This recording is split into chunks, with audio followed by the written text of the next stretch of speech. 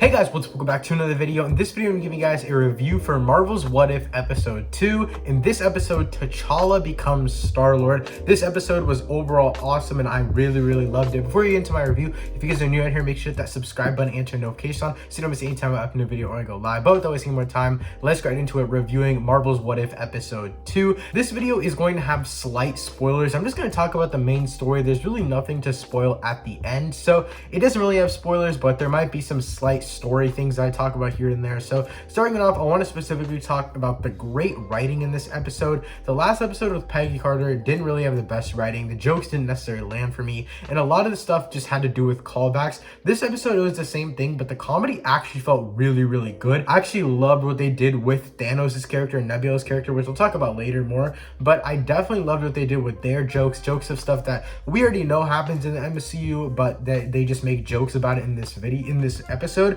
Overall, I thought the episode was actually super fun as well, not just action and animation wise, but the writing wise. Like, it was a highly entertaining story, and my favorite thing about it was that it didn't feel like a reskin. That's probably the biggest issue with last week's episode 1, what if Peggy became Captain Carter.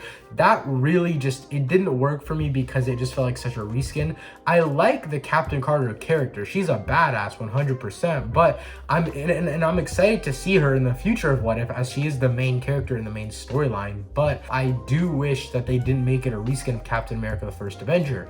This episode, this storyline took parts of the Guardians story, but it actually changed it a lot. T'Challa becoming Star-Lord had major impacts on not only the Ravagers but also other characters such as Thanos and Nebula. This episode just did a great job of creating a whole different world instead of just transforming one or two characters, because really when Peggy Carter became Captain Carter, the only two characters that changed were Steve Rogers and Peggy Carter. In this episode, there were so many more characters that were changed, and that's what I loved so much about it. I love the story choices with Thanos and Nebula. As I mentioned before, Thanos is now a good guy. He found a different way to go about his goals, and Star-Lord really changed the way he goes about things. And that's really what I love about this Star-Lord character with T'Challa. They really changed the story enough to where, like I mentioned before, all the other characters change, and it just makes it more fun because it doesn't feel like we've seen this story at all. Obviously, we've seen the Yondu and Peter Quill connection, but the connection is way more different because the Ravagers are actually good guys and T'Challa is leading them.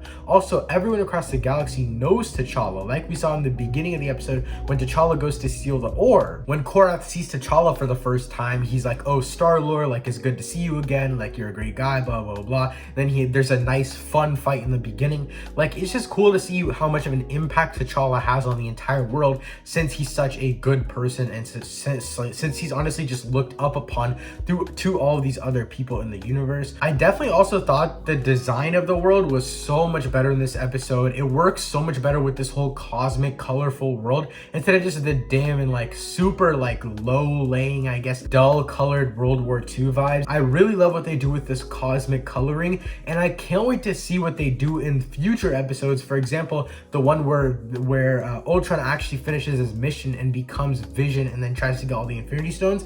That episode is going to look so beautiful because of all the colors, and I'm really excited to see what they do when it comes to more colorful themes. One problem with the design that I had was in the trailers when they showed Doctor Strange as a Sorcerer Supreme, the colors just look super dull in his costume, and that's kind of one thing I don't like. And I can already tell from not only the trailers but this episode alone, whenever we have the vibrant colors, the animation looks way better. And then the final thing obviously I want to talk about is Chadwick Boseman's performance. This is one of 4 of his final performances in the MCU. All 4 of the final performances are voice performances in What If. This episode was absolutely awesome. And one thing I had an issue with in the first episode was some of the voice acting. The only voice acting that I really liked in the first episode was Haley Atwell's Peggy Carter, and even then it was pretty iffy. In this episode, all of the voice acting was awesome. The person who played Yondu, the person who played Korath, obviously Chadwick Boseman who played T'Challa, all of the voice acting was so good in this episode, and I can't wait to see the rest of the voice acting performances from him in this show. And overall, I'm going to give this episode a solid 8.5 out of 10. I thought this was an absolutely awesome episode, and I love this character, and I can't wait to see this character again